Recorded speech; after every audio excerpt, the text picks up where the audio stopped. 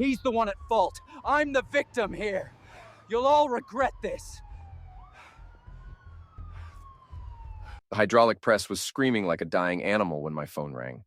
48 years old, and I still jumped every time that damn machine made noise.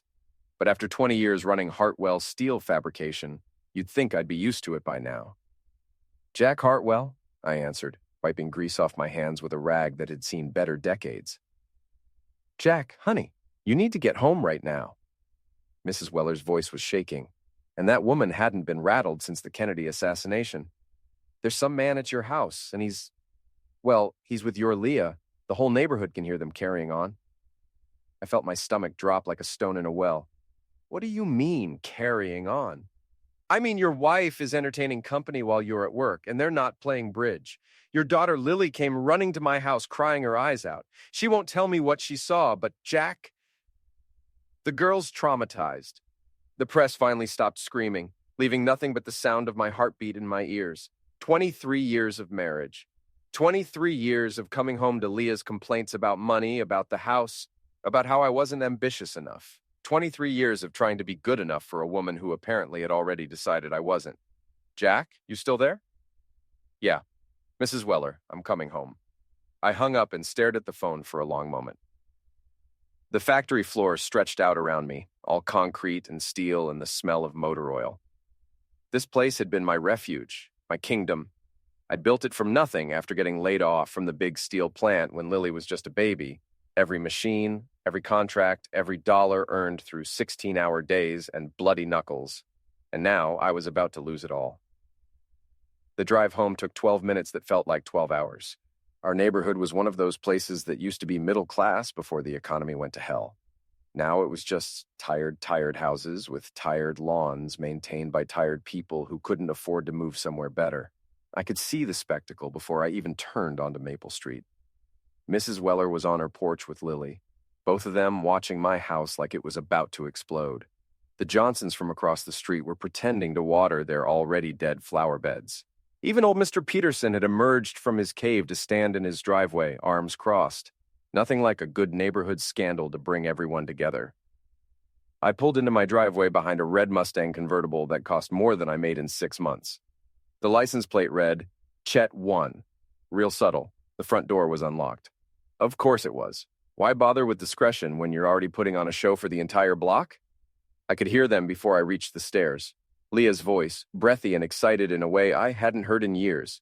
Some guy grunting like he was moving furniture. The bed springs creaking in a rhythm that made my jaw clench. Our bedroom door was wide open. They hadn't even bothered to close it. Leah was handcuffed to our headboard, the same headboard I'd built with my own hands when we first got married. Her eyes were closed, head thrown back, completely lost in whatever this guy was doing to her. And the guy, he was everything I wasn't. Younger, probably 35. Gym-built muscles and perfect hair. The kind of man who'd never had grease under his fingernails or worried about making payroll. He saw me first. Had the balls to grin at me while he was still inside my wife. Well, the husband's home early? Leah's eyes snapped open. For just a second, I saw something that might have been shame. Then it was gone, replaced by defiance. Jack, we need to talk. I looked around the room, my bed, my wife, 23 years of my life scattered across the floor like dirty laundry. Yeah, Leah, I think we do. The guy, Chet, apparently, was pulling on his boxer shorts, still grinning like this was all some big joke. Hope you don't mind, pal. Your wife said you wouldn't be home for hours. That's when I noticed my old boxing trophy on the dresser. State champion, light heavyweight, 1992. I'd been pretty good back then. Good enough to turn pro if I'd wanted to chase that dream instead of building a life. I picked up the trophy. Solid brass, about 3 pounds. Perfect weight. Actually, I do mind. Chet's grin faltered just before the trophy connected with his jaw. He went down like a sack of concrete, out cold before he hit the floor. Leah was screaming, struggling against the handcuffs. Jack, what the hell is wrong with you? What's wrong with me? I looked down at Chet, who was bleeding on my carpet. What's wrong with me is that I've been working my A off for 23 years to give you everything you wanted, and this is how you repay me. You don't understand. I understand perfectly. I tossed the handcuff key onto the bed. I understand that my wife is a cheating hoe, and my daughter just got traumatized because mommy couldn't wait until daddy was out of town to screw her boyfriend. Sirens were wailing in the distance. Someone had called the cops. Probably Mrs. Weller, bless her heart. Chet was starting to come around, groaning and holding his jaw. He looked up at me with pure hatred. "You're done, old man. You have no idea who you're messing with. I'll take everything from you. Your business, your house, your daughter, everything." I smiled down at him. "You're welcome to try." The cops arrived just as Chet was getting to his feet. Two uniforms I recognized, Danny Morrison and Steve Walsh, both guys I'd gone to high school with, both guys who'd bought me drinks when I'd won the state championship. "Jack," Danny said carefully, "we got a call about a disturbance." "No disturbance, Danny. Just found my wife entertaining a guest in my bedroom. Guess was just leaving." Chet was pulling on his clothes, still bleeding from his mouth. "He attacked me. I want him arrested." Steve looked around the room, taking in the handcuffs, the scattered clothes, my half-undressed wife. "Looks like you were trespassing in this man's house, son. Might want to count your blessings and get out of here before we decide to charge you with something." Chet's face turned red. "This isn't over." He stormed out, leaving me alone with my wife and two cops who were trying very hard not to look at Leah's exposed chest. "Jack," Danny said quietly, "you okay?" Was I okay? My marriage was over. My daughter hated me. My neighbors were probably already spreading the story all over town. My wife's lover had just threatened to destroy my business. Never better, Danny. Never better. The divorce papers arrived 3 days later, delivered by a lawyer who looked like he charged more per hour than I made in a week. Leah was asking for half of everything: the house, the business, custody of Lily, and enough alimony to keep her in the lifestyle she'd apparently grown accustomed to. I was sitting in my kitchen, reading through the legal documents and drinking coffee that tasted like motor oil when Lily finally decided to talk to me. "Dad?" She stood in the doorway like she was afraid I might explode. 17 years old and beautiful, with her mother's blonde hair and my stubborn chin. "Can we talk?" "Sure, sweetheart. Sit down." She perched on the edge of a chair like she was ready to run. "Mom says you punched her boyfriend." "I did." "She says you're dangerous, that you might hurt us." I set down my coffee cup very carefully. "Lily, in 17 years, have I ever raised a hand to you or your mother? No. Have I ever threatened either of you? No, but nothing. I came home to find a stranger in our house, in our bedroom, with your mother. I defended my home. That's what men do." Her eyes flashed with anger. "That's what cavemen do. Mom says you can't handle that she's moved on, that you're stuck in the past." "Moved on?" I laughed, but there wasn't any humor in it. "Is that what she calls it? Your mother was cheating on me, Lily, while I was working to pay for this house, for your school, for everything we have. She was screwing around with some guy who drives a car worth more than most people's houses. You don't know anything about Chet. He's successful. He owns 3 car dealerships. He treats Mom like she's special. And I don't..." She was quiet for a moment, staring at her hands. "When's the last time you took Mom anywhere? When's the last time you bought her flowers or told her she was beautiful, or did anything besides work and complain about money?" The words hit harder than Chet's threats, because they were true. I was trying to build something for our family. You were trying to build something for yourself. Mom was just supposed to sit here and wait for you to notice her. She stood up, and I could see Leah in every line of her face. The disappointment, the judgment, the certainty that I was the villain in this story. "I'm going to stay with Mom at Chet's place." "Lily, don't. Just don't." She left me sitting in that kitchen, surrounded by divorce papers and the wreckage of my family. The house felt bigger and smaller at the same time. Bigger because it was so empty. Smaller because the walls seemed to be closing in. I went to work because it was the only place that made sense anymore.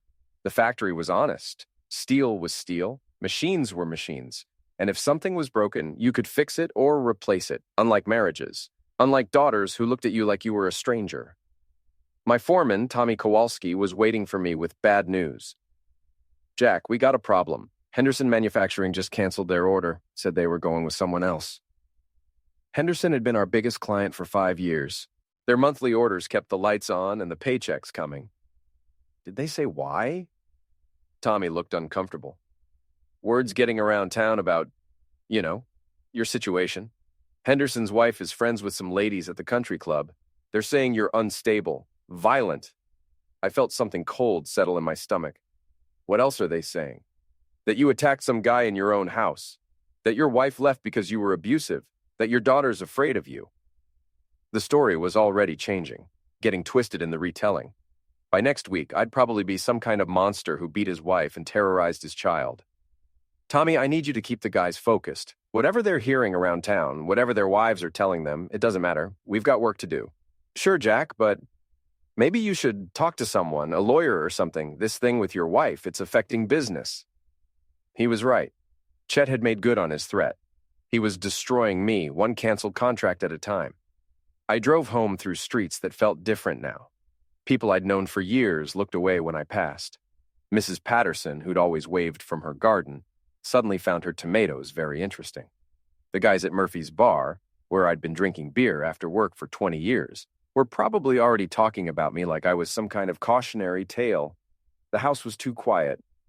I turned on the TV just to hear voices, but every commercial seemed to be about happy families or perfect marriages or successful men who knew how to treat their women right. I was opening my third beer when the phone rang. Jack, it's Mike Sullivan. Big Mike owned Sullivan's Tavern downtown, the kind of place where factory workers went to forget their problems and old boxers went to remember their glory days. He'd trained me back when I was fighting, taught me everything I knew about taking a punch and giving one back. Hey, Mike, what's up? Heard about your troubles? Thought you might want to come down, have a drink, talk to someone who's been through the wars? I don't know, Mike. I'm not really in the mood for company. Jack, listen to me. Sitting in that empty house feeling sorry for yourself isn't going to fix anything. You want to beat these people, you got to think like a fighter. And fighters don't train alone. He was right. I'd been reacting instead of planning, defending instead of attacking. Time to change that. I'll be there in 20 minutes. Sullivan's hadn't changed in 30 years. Same scarred wooden bar, same neon beer signs, same smell of cigarettes and broken dreams. Mike was behind the bar, polishing glasses with hands that had seen 1,000 fights. Jack. He poured me a whiskey without asking what I wanted. You look like hell. Feel worse. Good. Anger's useful if you don't let it make you stupid. I drank the whiskey and felt it burn all the way down. They're destroying me, Mike, my wife, her boyfriend, all their friends. They're spreading lies, costing me business, turning my own daughter against me. So what are you going to do about it? What can I do? Sue them, fight them in court? I don't have that kind of money. Mike smiled, and it wasn't a nice smile. Jack, you were a hell of a fighter back in the day. You know what made you good? I could take a punch? No. You could think 3 moves ahead. While the other guy was throwing haymakers, you were setting him up for the knockout. That's what you need to do now. This isn't a boxing match, Mike. Isn't it? You got opponents trying to destroy you. You got a crowd that's turned against you. You got everything to lose and nothing left to protect except your pride. He leaned across the bar. Time to start fighting dirty. I looked at him. Really looked at him. Mike had been married 3 times, owned 2 successful businesses, and never let anyone push him around. He knew things about winning that had nothing to do with throwing punches. What did you have in mind? Information, patience, and the willingness to hit them where it hurts most. He refilled my glass. Your wife and her boyfriend think they've won. They're getting careless. Careless people make mistakes. What kind of mistakes? The kind that destroy reputations, the kind that cost money, the kind that turn friends into enemies and allies into witnesses. Mike's smile got wider. The kind that make cheating hoes and pretty boy car dealers wish they'd never heard your name. I felt something shift inside me, something cold and calculating. For 3 days, I'd been the sufferer, the wronged husband, the betrayed father, the small businessman getting crushed by forces beyond his control. Time to become something else. Tell me more. The GPS tracker cost me $200 and an uncomfortable conversation with Eddie Torino, who ran a private investigation service out of the back room of his auto repair shop. Eddie had been a cop before he got caught taking bribes from bookmakers, and now he made a living helping suspicious spouses gather evidence of infidelity. You sure about this, Jack? Once you start down this road, there's no going back. I'm already down the road, Eddie. Now I just want to see where it leads. The tracker was smaller than a matchbox, magnetic, with a battery life of 6 months. Eddie showed me how to attach it to the undercarriage of a car, how to access the tracking software on my phone, how to download location data without leaving digital fingerprints. The beauty of these things is they're completely passive. No signals going out, no way to detect them unless you know exactly where to look. Your target could drive to the moon and back and you'd have a record of every stop. I waited until Tuesday night, when Chet's red Mustang was parked outside Antonelli's restaurant. Through the window, I could see him and Leah sharing a candlelit dinner, probably planning their future together. My future, actually, since they were spending my money to do it. The tracker attached to the rear axle with a satisfying click. 30 seconds, and I was back in my truck, driving home like a man with nothing to hide. The next morning, I watched Chet's movements on my phone while I drank coffee and pretended to read the newspaper. He left his condo at 8:15, stopped at Starbucks, drove to his main dealership on Industrial Boulevard. Normal Tuesday routine. But at 11:30, something interesting happened. Instead of staying at work, Chet drove across town to a strip mall that housed a yoga studio called Serenity Now. He stayed there for exactly 1 hour, then returned to the dealership. I knew that yoga studio. Leah had been going there twice a week for the past 6 months, claiming she needed to find herself and explore her spiritual side. I'd even paid for her membership, thinking it might make her happy. Apparently, she'd found more than inner peace. Wednesday, same pattern. Thursday, same pattern. Friday, Chet mixed things up by stopping at the yoga studio for 2 hours instead of 1. By the following Tuesday, I had a complete picture of their routine. Chet would leave work, meet Leah at the studio, and they'd spend their lunch hour doing things that definitely weren't yoga. Then he'd go back to work, and she'd go home to play the role of wronged wife, seeking spiritual guidance. But the yoga studio wasn't the only interesting stop on Chet's daily travels. On Thursday afternoon, he drove to a house in Riverside Estates, the expensive neighborhood where doctors and lawyers lived. He stayed there for 3 hours, leaving just before 6 p.m. I drove past the house that evening. Big colonial, perfectly manicured lawn, BMW in the driveway. The mailbox said Morrison. Morrison, as in Danny Morrison, one of the cops who'd responded to my house that night. Danny Morrison, who was married to a blonde woman about Leah's age. Danny Morrison, who'd seemed awfully sympathetic to Chet's situation. Interesting. I started expanding my surveillance. If Chet was playing games with one married woman, chances were good he was playing games with others. Men like him didn't stop at one conquest. They collected wives like trophies, and they got careless when they thought they were untouchable. The pattern became clear over the next week. Monday and Wednesday, yoga studio with Leah. Tuesday and Thursday, the Morrison house. Friday was reserved for a different location each week, sometimes a motel on the highway, sometimes a house in the suburbs, once even the back office of his own dealership. Chet wasn't just cheating with my wife. He was cheating with half the married women in town, and none of their husbands had a clue. I started taking pictures. Long lens camera borrowed from Eddie, positioned across the street from each location. Chet arriving, staying for hours, leaving with the satisfied smile of a man who'd just gotten everything he wanted. Sometimes I could see the women too. Danny Morrison's wife, Karen, sneaking out of her own house like a teenager. A redhead I didn't recognize meeting Chet at the Riverside Motel. Even Mrs. Henderson, wife of my former biggest client, climbing into Chet's Mustang outside the country club. Each photo went into a file folder that was getting thicker by the day. Each timestamp was recorded in a notebook that read like a catalog of suburban infidelity. Each piece of evidence was another nail in the coffin I was building. But I needed more than just pictures of Chet's extracurricular activities. I needed to understand the bigger picture, the network of relationships and secrets that was destroying my life. That's when I remembered Sable. Sable Winters ran the yoga studio where Leah and Chet had their weekly encounters. She was also Leah's best friend, confidant, and spiritual advisor. If anyone knew the details of my wife's affair, it would be Sable.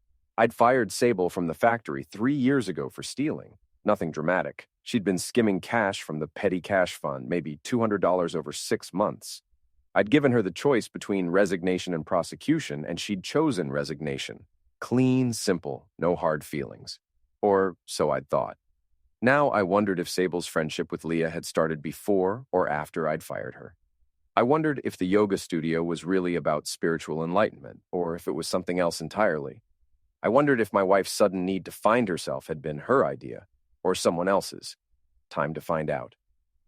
The yoga studio was in a converted warehouse, all exposed brick and hardwood floors and windows that let in just enough light to create an atmosphere of manufactured serenity. I waited across the street until I saw Sable's car in the parking lot, then walked in like I belonged there. The reception area smelled like incense and essential oils. New age music played softly from hidden speakers. Posters on the walls promised inner peace, spiritual awakening, and freedom from toxic relationships. Sable was behind the counter, wearing yoga pants and a tank top that showed off the kind of body that required serious gym time to maintain.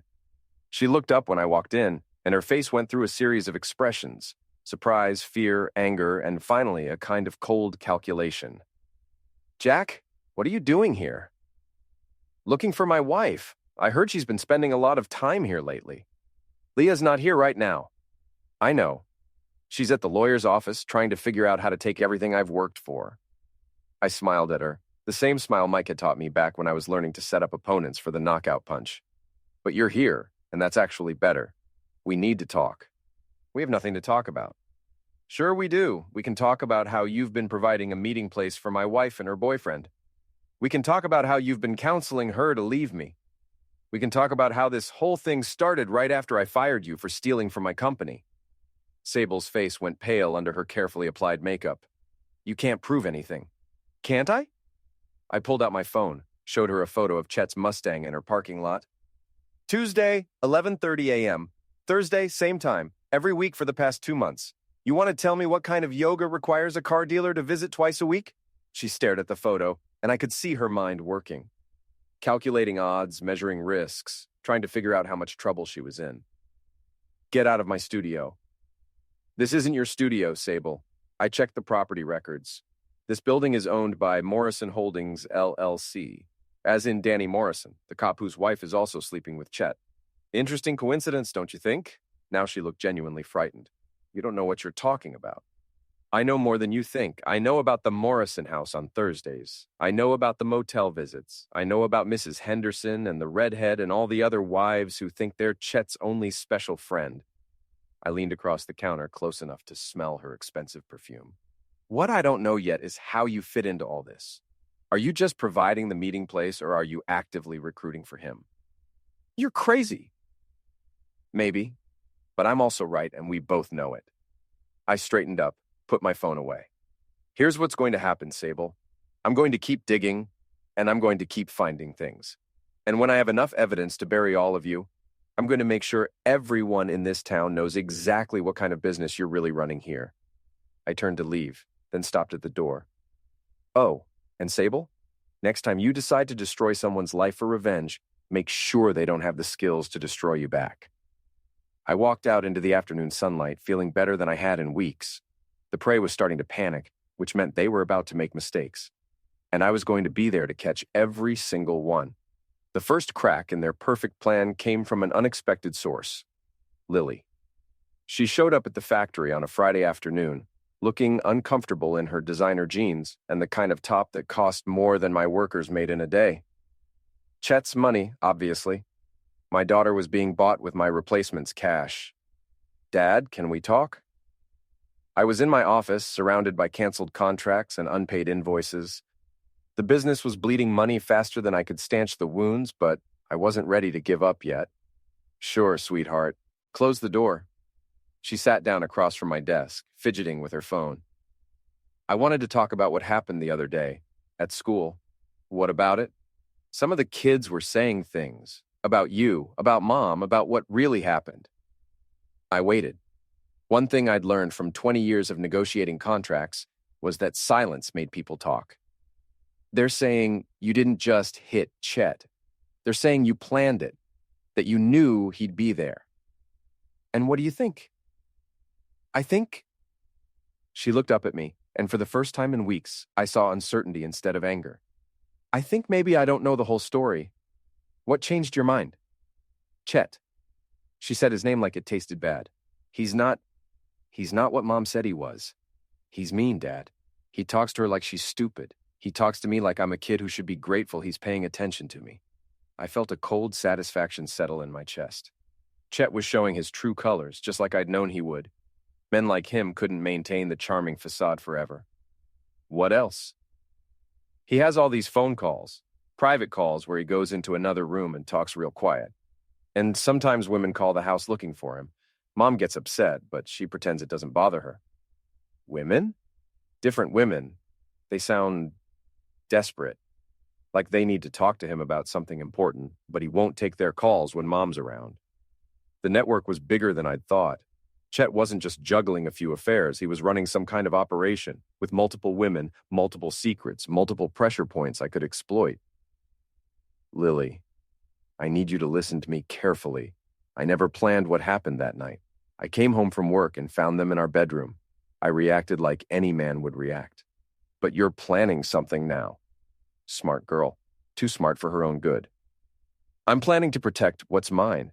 My business, my reputation, my relationship with you. Your mother made her choice and she's going to live with the consequences. What kind of consequences? I looked at my daughter, really looked at her. 17 years old, caught between two parents who were at war, trying to figure out which side deserved her loyalty. She deserved the truth, or at least as much of it as I could give her. The kind that happen when people lie and cheat and think they can destroy someone without consequences. Your mother and Chet have been spreading stories about me, costing me business, turning people against me. They think I'm just going to roll over and let them win. Are you? What do you think? She was quiet for a long moment, staring at her hands. I think you're scarier than they realize.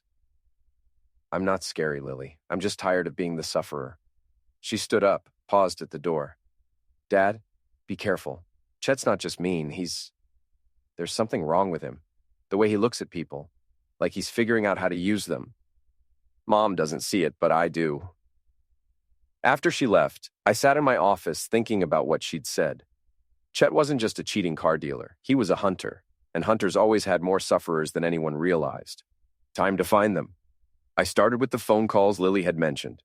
If women were calling Chet at home, they were probably calling him at work too. And if they were desperate enough to risk calling him at home, they were desperate enough to be turned into allies. Eddie Torino had contacts everywhere, including a guy who worked for the phone company. For $500, I got 3 months of call records for Chet's dealership. For another $500, I got the records for his personal cell phone. The pattern was immediately obvious. The same numbers appeared over and over again, usually late at night or early in the morning.